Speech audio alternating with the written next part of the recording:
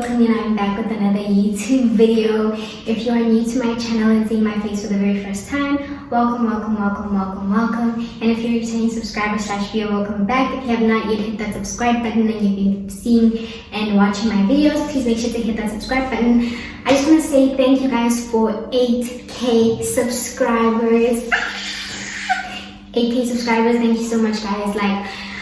Thank you for your continuous support, even when I do be away from Instagram and YouTube and stuff like that. But thank you guys for continuously supporting me and just continuously watching my videos and subscribing. I haven't had less than 150 subscribers a month, even when I wasn't posting, So thank you guys so much. And if you like this video, please make sure to give it a big thumbs up and leave a comment if you have something to say. So as you can see by the title of this video is going to be a very intense, emotional, serious video. It's been a very highly requested video and I've been kind of delaying it a bit because I don't really want to talk about certain things, but the whole point of a testimony, is to just bring glory to God and to just show his goodness and just how he can literally turn your life around in a short space of time, and just to show his goodness and just to give him thanks. So here I am giving you guys my story, my little story, my testimony. So if I do go quick on certain things, I do apologize. It's just some things I'm still healing from. God is still working in me to get healed from those things. So, but I'm gonna try to be as detailed as I can be. I'm so nervous, guys. I'm so nervous, and I really hope I don't cry in this video because that's just embarrassing. Why are you crying on video? But if I do cry, that's just God. That's it will definitely be tears of joy 90% of the time if I cry in this video, because you'll see for yourself when I tell you my story. God has just been so good to me, and I just want to give him thanks and praise. Where do I start, guys? That's my question. Where do I start? There's just a lot that has happened. There's a lot that that went on. I don't know. I'm just gonna start wherever. Okay. So, growing up, I grew up in a African household, and being the eldest daughter in an African household is already an extreme sport on its own. And then you add in the fact that I've had mental health issues since the age of 10, 11. My first attempt was, I think I was 11. So adding that in, and then also just being not the typical African child, I'm very much on the more creative side and not more on the school and scholar and mathematics and science side. So there was just a lot of things working against me being the eldest child in an African household, which really just made my mental health deteriorate over the years. And in the last 2 years of high school, just a lot happened, there was just a lot going on at home, and there was just a lot happening. And last year, after I got my matric results, things were just also especially the last few months of matric and the first 2 months of last year, everything at home was just getting more and more intense and everything like that. And in Feb last year, it just got to a point where it was do I stay here and just ignore my mental health and ignore my health overall, or do I leave? And it just got to a point where I was asked to leave and I just had to leave, So that's basically where it began. I don't want to speak too much on my family, but I just, how being in an African household is, it's very toxic. But I don't want to say that I didn't feel love at times, but it was definitely, toxic, and there was just a lot going on there. And I really don't want to talk about my family because I don't want to for people who know my family, I don't want it to seem like they're bad people, because they're really not. I still love my family. I love everyone in my family. So it's just certain times love is not enough to keep you in certain situations. You need to leave certain situations, even if you love that person or you love that thing or you love whatever it is, you just have to leave certain situations for your own good. So that is what happened. I had to leave. So when I left my mom's place, I did not know where I was gonna go, and I just called one of my uncles, and I was like, I need to come. And I went to go stay with my uncle, who was living at one of my other family members, houses, yeah, basically. So just from Feb last year to throughout the year, I was just really working on myself and trying to work on my mental health, work on just becoming better, working on getting my own place. So I was in June I started working at Sperm, and then also around June I started working at the club, trying to make money. And I was making money, I was able to live, I was working on my mental health, I was finally getting better, I was gaining weight, I was doing pretty good last year, I was doing really good.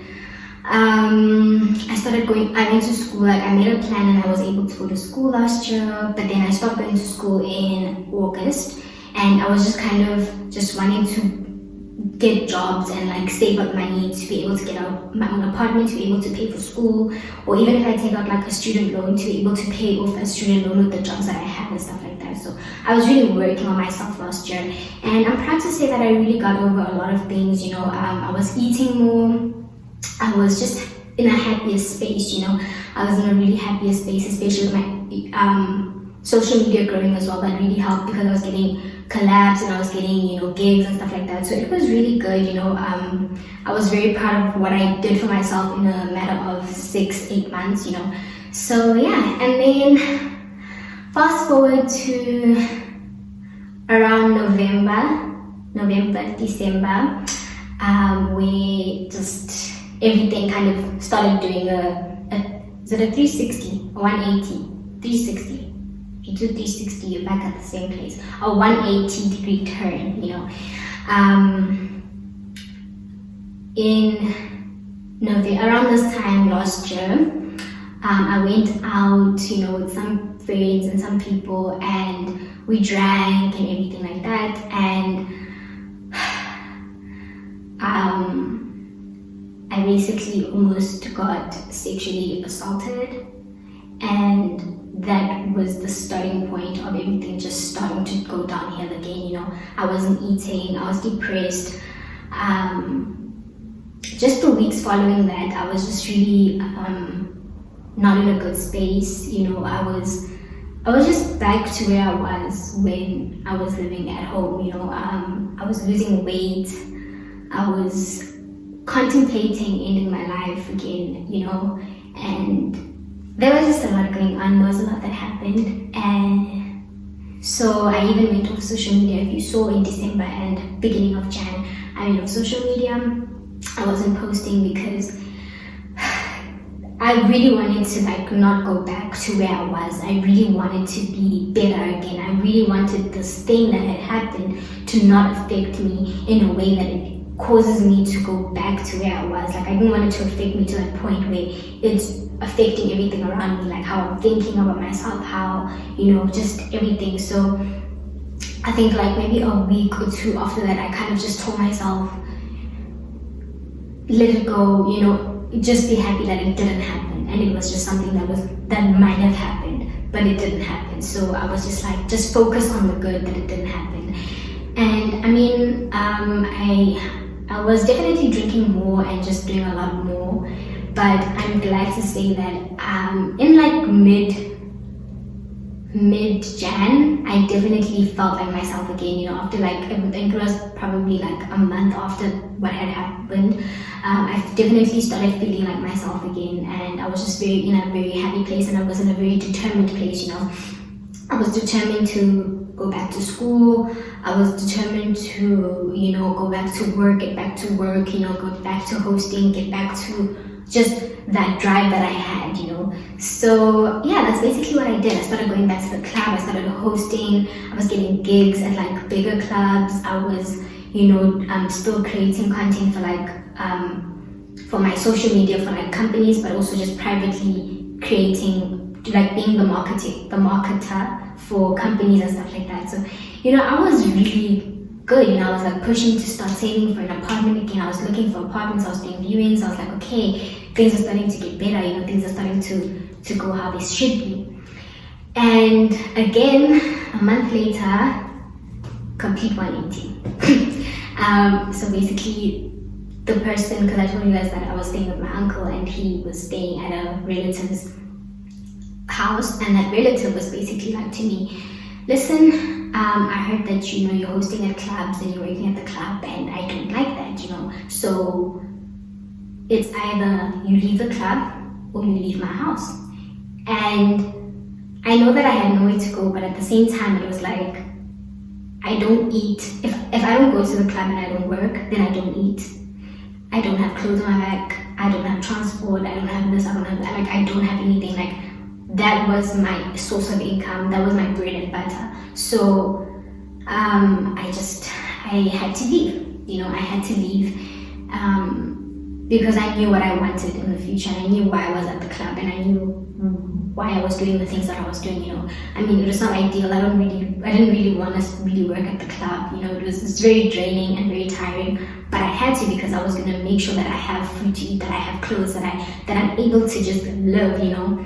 So that day when I got kicked out, basically, I literally just packed like a small bag, and I was like, I'm going out with my friends. Like I always resorted to alcohol as like my escape, or like my place that I find solace, and I just drink when I'm just stressing a lot. So I just went out with my friends, I drank, and I went to the club afterwards, and at the club I met this guy, and yeah, basically, you know what happened. You meet a guy at the club, and I just went to his place, and I stayed there for like 3 days, and then I know, don't judge me. I stayed with him for like 3 days. I was just basically kind of acting like, nah, I wanna go, I like you, like that thing, like that, because I was like trying to figure out what I'm gonna do. And then the next 2 days after that, I spent in Mpumalanga because one of my friends had a gig there. So luckily, I was there. And then when I came back, I was literally just house hopping. I was house hopping. I was going from guy to guy to guy. I was calling up, just people that I knew from like gents that I knew and stuff like that. And sometimes, I had to sleep with a guy, because I know that if I don't sleep with this guy, then I won't have a place to stay. So I was really at a down point in my life. I just was doing everything that I could to possibly just be under a roof, have food and everything like that. So when I got kicked out, it was like mid Feb. So the next the last 2 weeks of Feb and like the first few days of March, that's basically what I was doing. I was basically like sleeping with guys to either get like a place to stay or get money and stuff like that. Yeah, it was just a lot, mind you, I'm 19, I'm 19, so it was just a lot, I won't lie. And then, so I finally, decided that, okay, I've made the money, and this was like the last week of Feb, like the last 2-3 days of Feb. I was like, okay, the past week and a half, past 2 weeks, I've done what I needed to do to get money, and I'm gonna book, and I'm gonna start like actively looking for a job. And then I booked for myself. I booked a place for myself, and I realized that conversation that I had with my friends when I couldn't go to the strip club and work at the strip club. So I called up the strip club and I was like, listen, I want to come downstairs, whatever. And then they basically said, yeah, sure, you can come through. I went on a Friday for my interview, and it went well. I got the job. I was so happy. And the next day I went to work. I made money. Like, it was day one, and I made I think 3 point something, 3.2 on the first day at work, and Sunday I wasn't working. So I was so happy, I spent Sunday doing my nails, doing my toes, just that kind of prepping myself for work. I was very excited. And then I went to work the first week. It was good, draining, like stripping was very draining, but the first week, I made about 12K the first week, deductions and everything, I only got 9K.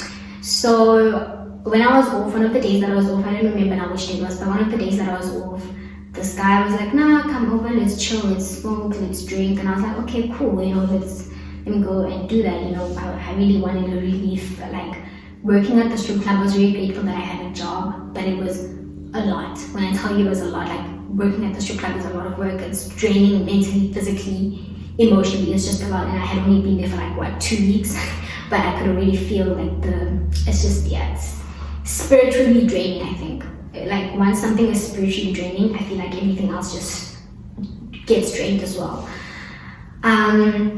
So yeah, this part of the story is what I didn't want to tell. Is what I didn't want to tell because I know myself, I'm gonna get emotional.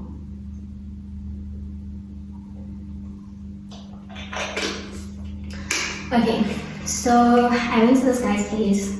I thought we're just gonna chill, smoke weed, drink, and we're gonna chill. So this guy asked me, he's like, do you wanna have sex? And I was like, no, I really don't, I just spent 2 weeks at the club with men who just wanna have sex, who are touching, obviously they do pay to spank your booty or touch you and stuff like that, but just, I really didn't want any man touching me because at work, men touch me, So I was like, nah, and I could tell his energy kind of changed a bit. So I was like, okay, I'm gonna go. And then he's like, nah, please stay. I promise I'm not angry, blah, blah, blah. And I was like, okay, cool. I'll stay for an hour, but I wanna go. So now an hour goes by, and I'm like, okay, can you open the door? Because he locked the door and he took the key. So I was like, can you please open the door? I wanna go, I wanna go. I'm ordering Uber right now. I wanna go. And he's like, nah, just chill, it's late, you'll go in the morning, wow. And I was like, dude, at this point I'm scared, so I'm trying not to also just push the anger. So I'm just like, okay, cool, okay, I wanna go sleep. And he's like, nah, we can share a bed. And I was like, nah. So I went to go sleep in the spare room, right? In the extra bedroom. Cool. And then during the night, this guy comes into the room and he basically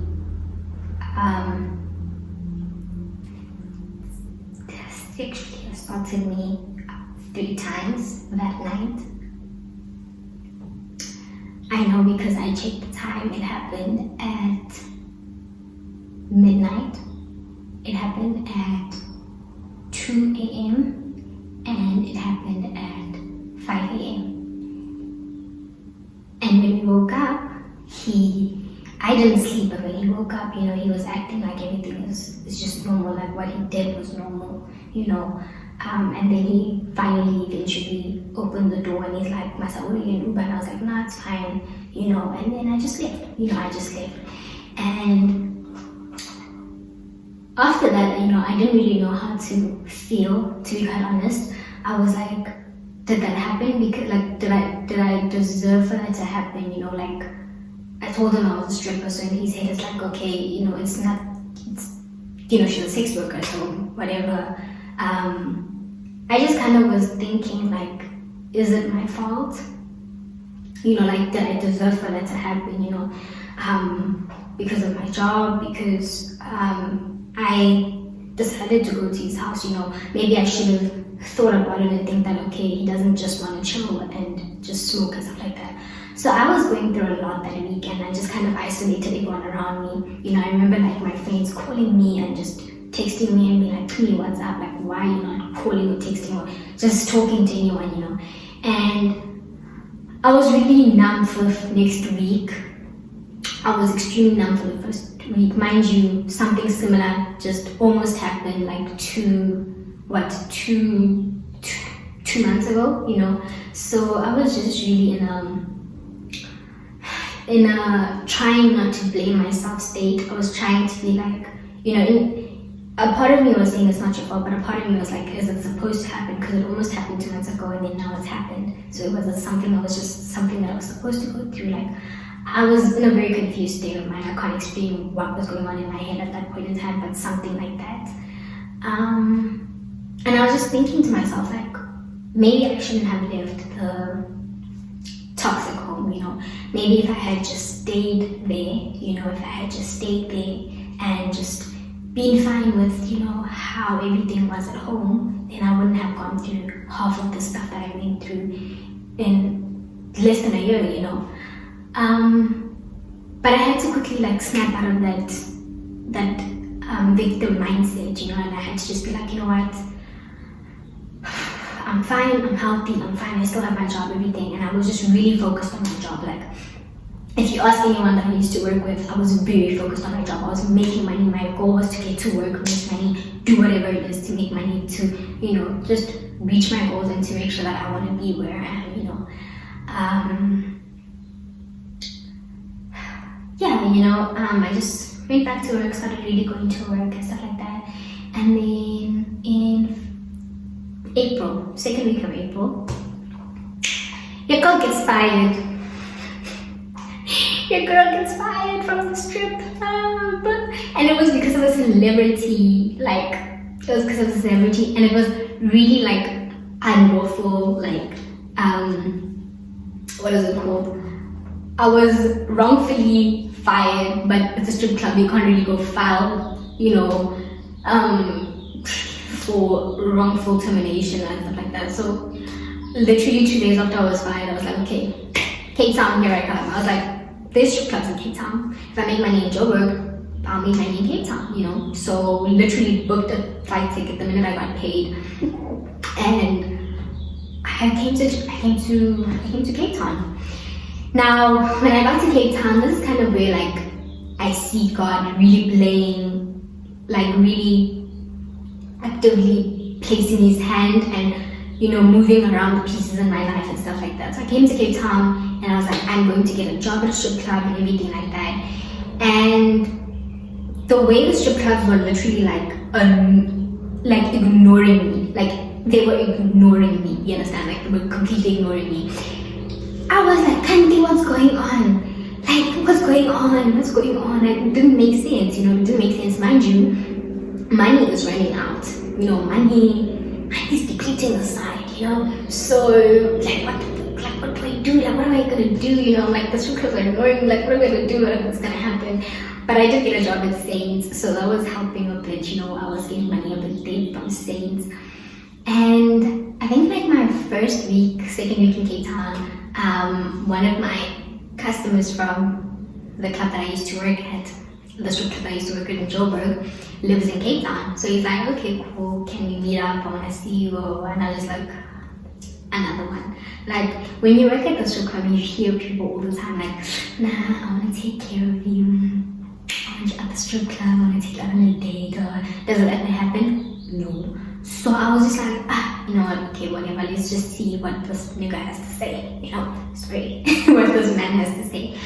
So cool, we go out on the first date, and it was cool, it was calm, you know, he dropped me back off home afterwards. I was like, you know, then it was just, after that, it was just kind of like continuous dates and stuff like that. And for my birthday, like, he went all out, like, I was just like, you know, eventually he asked me to be his girlfriend, and I was like, okay, cool. And then I finally kind of got a response back from a strip club, and I was thinking about it, and then he's like, you know, basically like, why are you gonna go back to the strip club? Do you want to go back to the strip club? And I was like, no. And then he's like, okay, so don't. And I was like, bills, school, a place to stay, food. Like, where do you think that's gonna just come from, you know? And he's like, so if I give you food, if I pay for your school, if I get your accommodation, are you gonna go back to the strip club? And I was like, maybe not. I was like, maybe not, you know, maybe not. Because, you know, a lot of girls that are working at the strip club is because, not necessarily that they want to be there, like some of them, yes, they just want to be there, like they enjoy the job. But some of them just, it's because you need to survive, like you need money and stuff like that. So from there, I just really started focusing on school. I went back to school because, you know, of my boyfriend. So I went back to school, you know. I mean, I was questioning a lot. I was really questioning a lot, but sitting back here and just looking back at my life, I see how God kind of coordinated everything in my life to make sense, even when it didn't make sense to me, and that's not the plan that I had for my life. It's certainly what God had planned for my life. And it might not make sense to you, it might not make sense to the next person, it might not make sense to me, but it makes sense to God, and that's how He did. And now that I sit back and I look at it, it makes sense to me, because the strip club is not a place that God wants me to be. You know, I'm not saying the strip club is a bad place. God can put you through that into, but even from the way I got fired, to the way the strip clubs were just ignoring me, to just everything, to, you know, my boyfriend saying he doesn't want me to work at a strip club and he'll make sure I'm okay. It's just God kind of telling me, don't go back there. Like, that's not the place for you, you know, that's not the place that I need you to be. You know, He still took me to Saints, He still got me a job at Saints, but the strip club was like, oh no, don't go there, you know. So I kind of see how God placed everything in my life, and I'm super grateful that He brought, you know, my boyfriend then to my life, you understand? Like, I'm very grateful for that. And yeah, man, I think everything was going good. I was focusing on school, I was, you know, but I was still going to the club, you know, I was still at Saints, you know, I was still being a baddie, you know. But then the last few times that I went to the club, things were just, I could see things are starting to not be okay, you know. In my head at the time, just because my eyes were still not spiritually open, I was thinking, you know, I'm just clubbing too much, you know, my body's just, you know, not taking alcohol, you know, how it used to anymore. Why? Because like the last few times, I would get super drunk and not be myself and like not remember anything from the night. But then my friends are like, you only had 2 glasses of Hennessy. How? Because, you know, I was a tank, I could drink. So 2 glasses of Hennessy is nothing.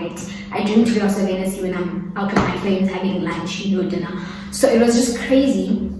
You know, looking back, I didn't know what was happening, but looking from where I'm sitting now, that wasn't me. It's like something used to take over me at a certain point in the night that would just make me forget and just act however I was acting and not remember the next morning. Because I'd wake up fresh but just not remember what happened the next morning, the night before. So yeah, I feel like God really saw something that was going to happen, or saw something like that I was this close, you know, to having, to the devil having, like fully having me, you know, stuff like that. And God really just saved me before I fell into that hole, you know. He literally just, I was literally about to fall and God grabbed me, you know. So how I gave my life to Christ, it's gonna be a boring story, guys. I know you guys want a whole, I saw the light and God spoke to me, and it was none of that. I was scrolling through TikTok. I was sitting at home because I think I hadn't been to the club for like 2 weeks. And I was sitting at home, just kind of like looking back, you know, just chilling on TikTok. And I came across this song that was like, I'm living proof of what the mercy of God can do, right? That song. And I listened to that song and I was just like, what a beautiful song. It's just a beautiful song, you know? And I went to Apple Music and I was just repeating that song.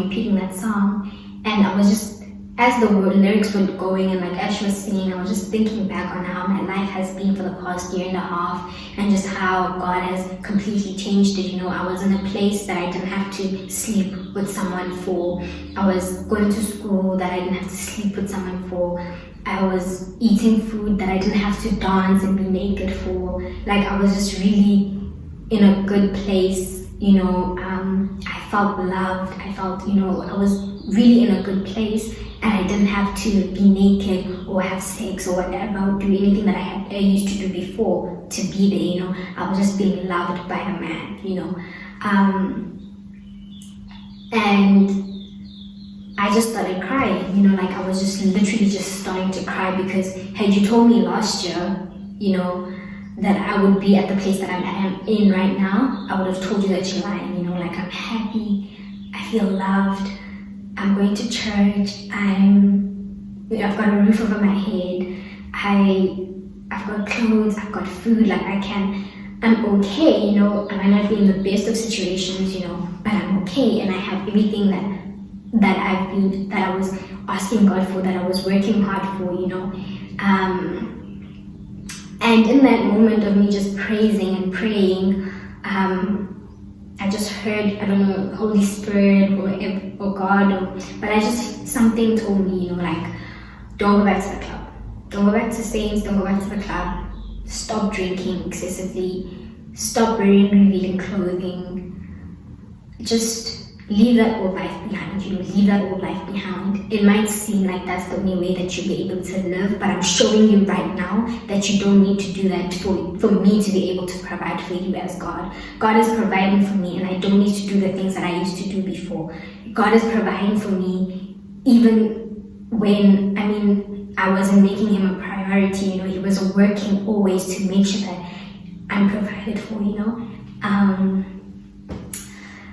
Guys, I was doing so good, you know. I was just really, in that moment right there, I was just so grateful, and I was just so happy, and I just spent the whole day just crying because I couldn't understand this type of love that I was feeling from God, you know. Like 2 weeks ago, I was at the club, I was dancing, I was living a life that he did not approve of, yet 2 weeks later, he changed everything, and you know, he made me feel a love that I didn't deserve, you know. And guys, when I tell you that day changed my life forever, that day when I felt the Holy Spirit, that day when I felt God, it changed my life forever, you know. I'm not the best Christian, you know, I'm not the best Christian. I sometimes have my days where I don't pray, or my days where I don't read my Bible. I have my days where I'm lazy. Like the past couple, maybe 2 weeks have been very difficult for me. You know, I'm going through a lot, especially after my baptism. I've been going through a lot. But I can continuously say that God has been by my side through every obstacle that I'm facing, that God has been standing there, that God has been holding my shoulders, that when I was even weak and I couldn't stand, that God was lifting me up, you know. So I might be going through all of that, but I have a very different perspective than when I was going through things before. Before, when I was going through things, I wanted to drink, I wanted to do this, I wanted to do this. But right now, my stress is different. I stress differently, you know, with God. I worry differently with God, you know. It's a worry of, I don't even know how to explain it, but I worry differently now that I have God. I stress differently now that I have God, you know. And that song by Tasha Cobbs, where it says gracefully broken, it's a true song, and I'm living it right now, that God will break you to position you. God will break you for better. Like, God will not just break you to break you down. Like, when God breaks you down, it's for a purpose. It's to build you in a much bigger way, you know. And I can definitely say that God has, well, not fully, but God, I can see, you know, that God has broken down me for a bigger purpose, to build me into something bigger, you know. And I'm just really grateful for His love, His glory, His mercy, and that my actions before don't determine the amount of love that I get from Him, or the amount of mercy or freedom that I get from Him, you know. I think that's just kind of my story, how I got to where I am. I do apologize if that was a bit too quick, but like I told you, I don't want to get too emotional, and I'm starting to get emotional, but that's basically how God just kind of changed my life in a year and a half, you know. Like I said in my title, from homelessness, twice homelessness, to stripping, to sleeping with men for money, to dealing with sexual assault. And now here I am. You know, here I am, happy, glowing. I'm just so at peace. Even in my worry, I'm just so at peace, you know. And I just have no one but God to thank for that, you know. So I really hope that this kind of encourages whoever's going through whatever, you know, that God is always there with you, and that even though you're going through stuff where it feels like He's looking back and He's not focused on you, or He's ignoring you, He really isn't. He can hear you, He can feel your heart. Even if you have, like when they say faith of a mustard seed, that verse is real, because my faith was smaller than a mustard seed, if I'm being honest with you, Max. My faith was a speck, you know, but God still did his miracles and God still did his big one, baby. So I just hope that you guys get encouraged by that and that you guys just kind of,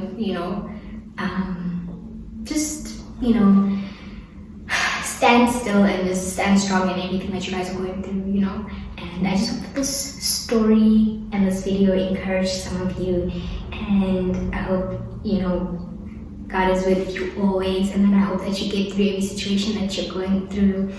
And yeah, so if you guys like this video, please make sure to give it a big thumbs up, and please make sure to just check out my channel and hit the notification bell, because I will definitely be posting more and more videos. And I'm just super excited to be back on YouTube and to be back on social media. And yeah, I'm still trying to navigate this new me, this new me on social media. And I'm just happy to take you guys on the journey with me and stuff like that. So yeah, thank you so much guys for watching my video. I love you and God loves you more. See you on my next video.